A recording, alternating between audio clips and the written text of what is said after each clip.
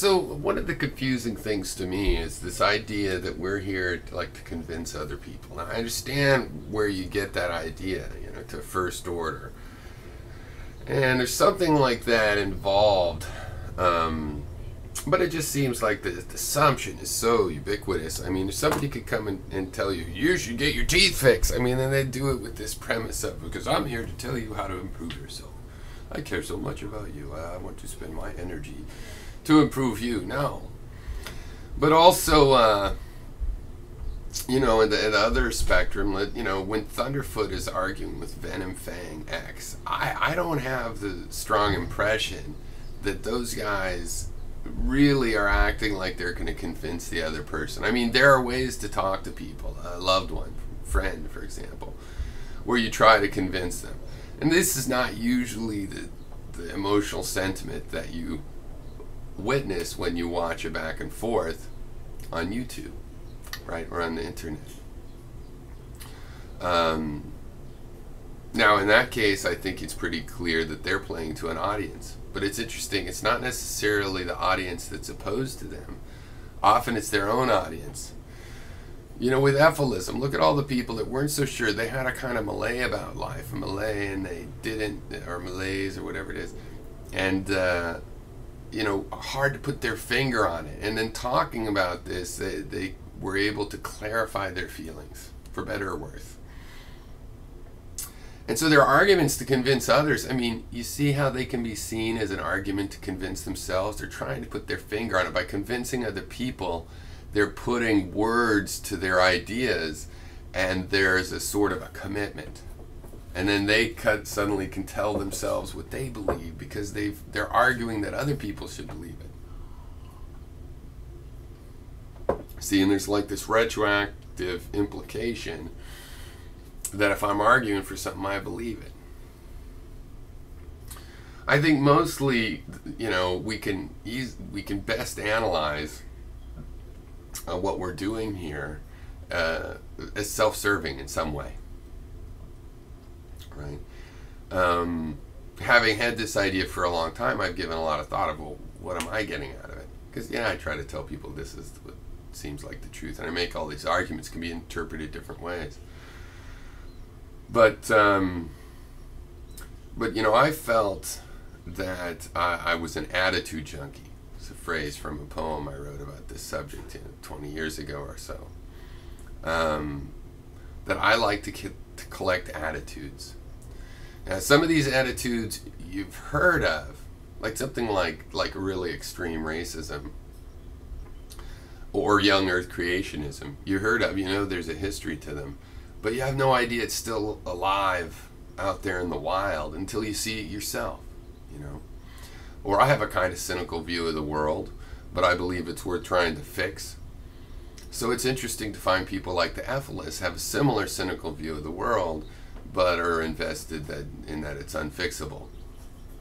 You know, and the implications and the issues that come out of knowing that. Because had I written a story and come up with a character that believed that, I could have simulated some of the subtle back and forth with that issue, but since I was simulating that issue in the first place, you know, it would get more and more thin, you know, the materiality of it. Whereas now, if I read a story with an Ephilist in it now, which I've started work on one a year ago or so, I haven't really been working on it. You know, it's with a material aspect. If I don't understand all the sentiments that might lead to Ephilism in a particular case, at least I know it's real. I know they're there. I know that they're unknowns that really exist. Whereas if I just simulated the position, I wouldn't even know if it wasn't all just a unicorn fantasy and there was no reality to it. So, now in terms of wanting to spread ideas, like you figure out something, you're like, geez, other people should figure this out. The world would be better if other people figured out this particular thing.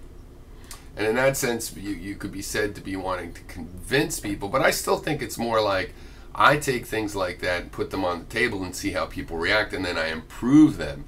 But I'm still assuming that you are only going to change yourself. If any input on the table is attractive to you, then You know, that's somewhat, it requires a different metaphor, that you would eat this meal. It's a different metaphor than convince, you know, where you come in with your, you know, pen that's a sword, and your words are munitions, and you convince with words. I just don't think that's how that works. I think we're reading in information. I think the only way to improve the world is to improve ourselves, you know. And when you get yourself like above the median, let's say, you know, we can have a world without torture. Hey, we defeated the Nazis without, you know, endorsing torture. I won't say without torture at all, but without endorsing torture. Why do we have to endorse torture now for a much weaker enemy? You get your, that's just an example of something I think is unfortunately above the median at the moment. Once you get to that point, it seems fruitless. Why keep improving your own attitude about things? Well, it's sort of a why not, or a why do you climb the mountain because it's there kind of thing. I mean, what else are you going to do? Now, in terms of convincing, I just don't believe, I mean, if you convince someone they should submit to your idea, they're probably just going to copy it, you know, just mimic it. Are they really going to understand it that well? You know, I just think if you're trying to change the world, there's a different thing than convince. You know, it's not that I'm saying be a nerd and just look at yourself like some ultimate, you know, pacifist to the point of self-centeredness, right? You only care about your own situation, your own mentality. No, you could try to change the world. I just don't think that when we're talking about ideas, convince, the whole etymology and framing of that is how it works.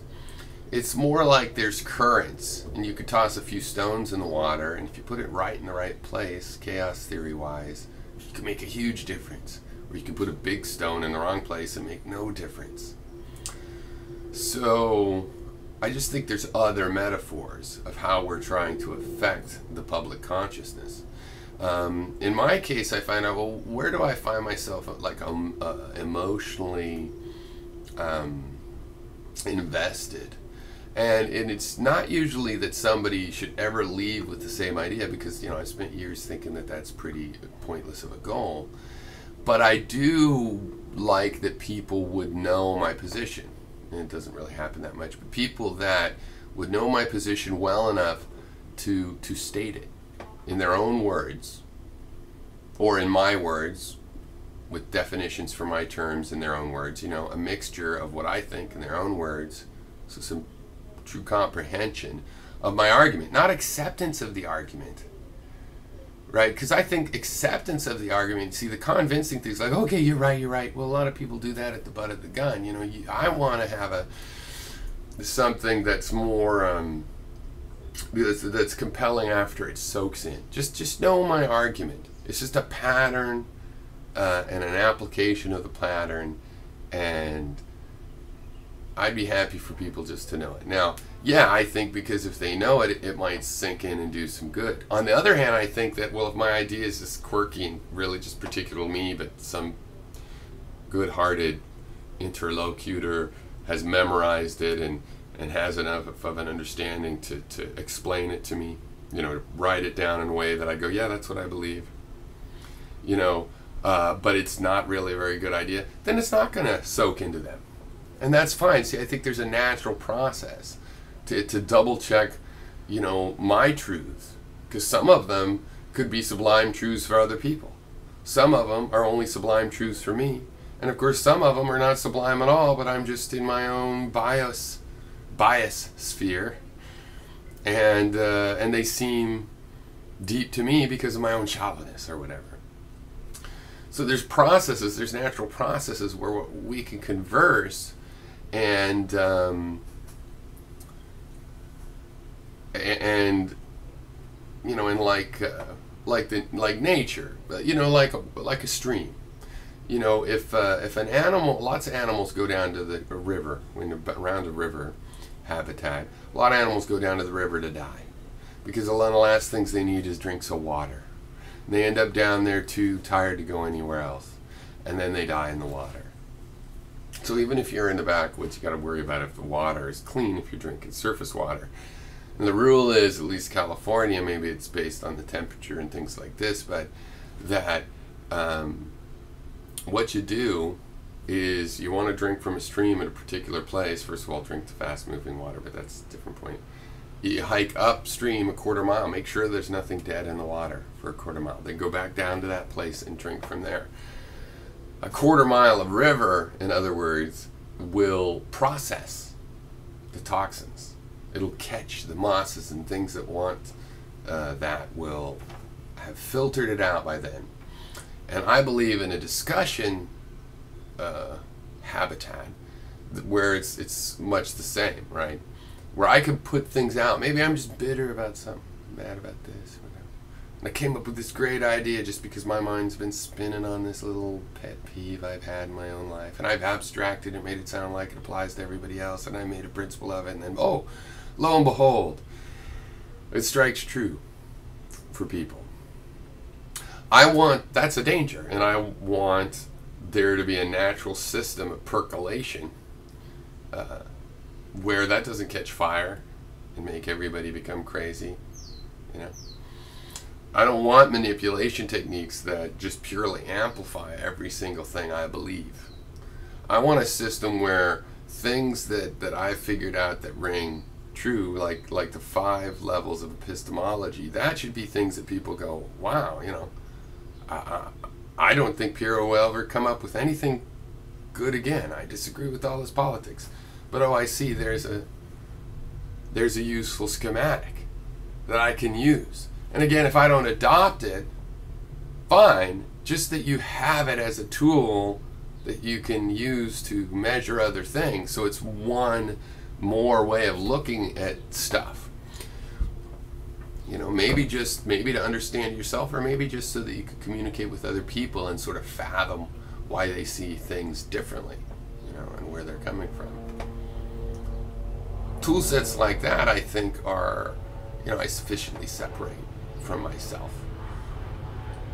And I don't see,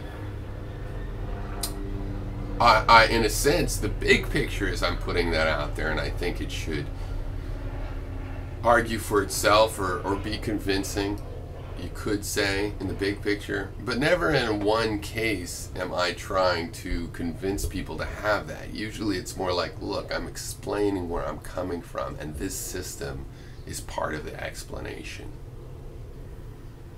Okay. Now, I know people are trying to put their finger on their ideas, put words to ideas they already have.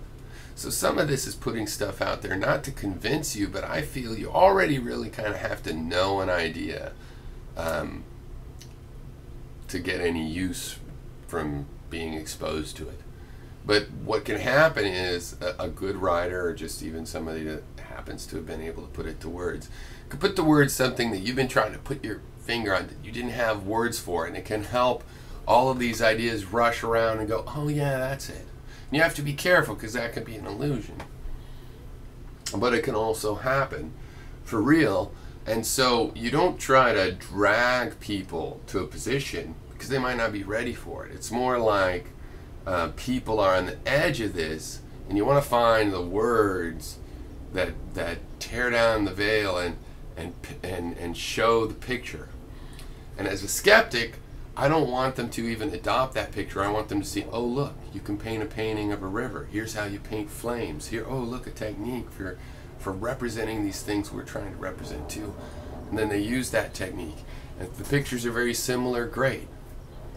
You know, and it's similar with politics. I just feel like we need to do less convincing of other people and more figuring out what we think, and then checking with other people what we have in common, because it's a lot of things. But be that as it may.